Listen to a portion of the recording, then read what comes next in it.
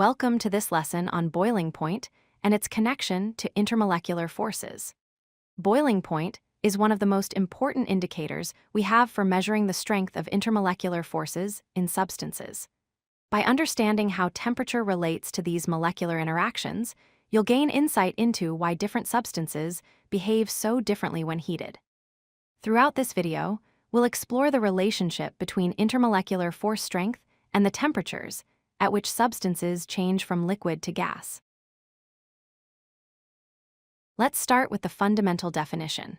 Boiling point is the specific temperature at which a liquid's vapor pressure becomes equal to the atmospheric pressure surrounding it.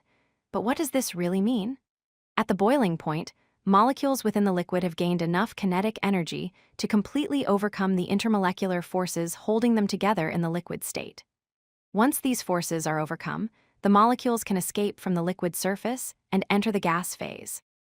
This phase transition requires energy input, and the amount of energy needed depends entirely on how strong the intermolecular forces are. Here's the key principle you need to remember. Stronger intermolecular forces always lead to higher boiling points. Why is this the case? When intermolecular forces are stronger, they hold molecules together more tightly in the liquid state. To break these strong attractions and allow molecules to escape into the gas phase, more thermal energy must be supplied. More energy means higher temperature.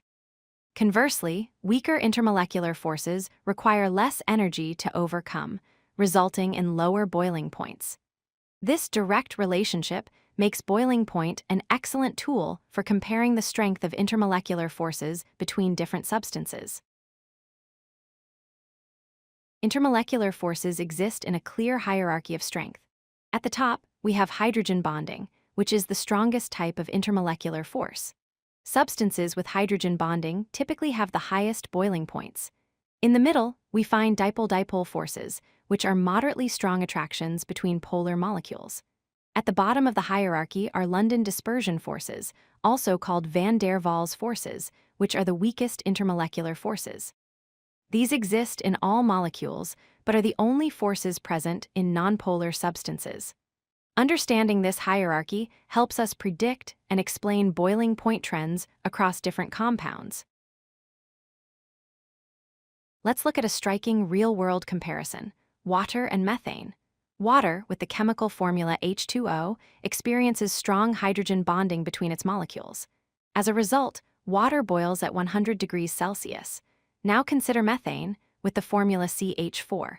Methane is a nonpolar molecule that only experiences weak London dispersion forces.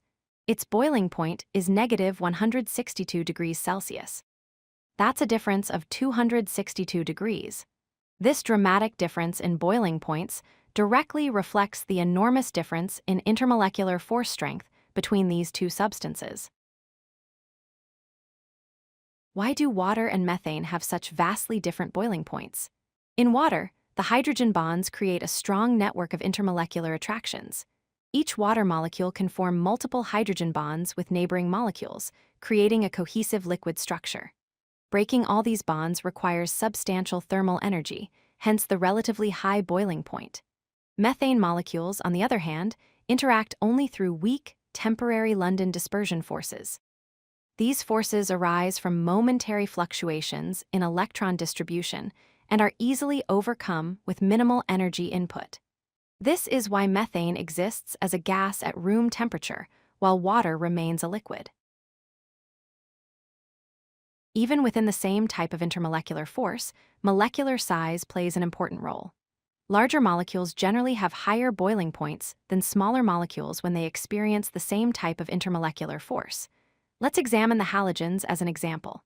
Fluorine, F2, is the smallest and boils at negative 188 degrees Celsius.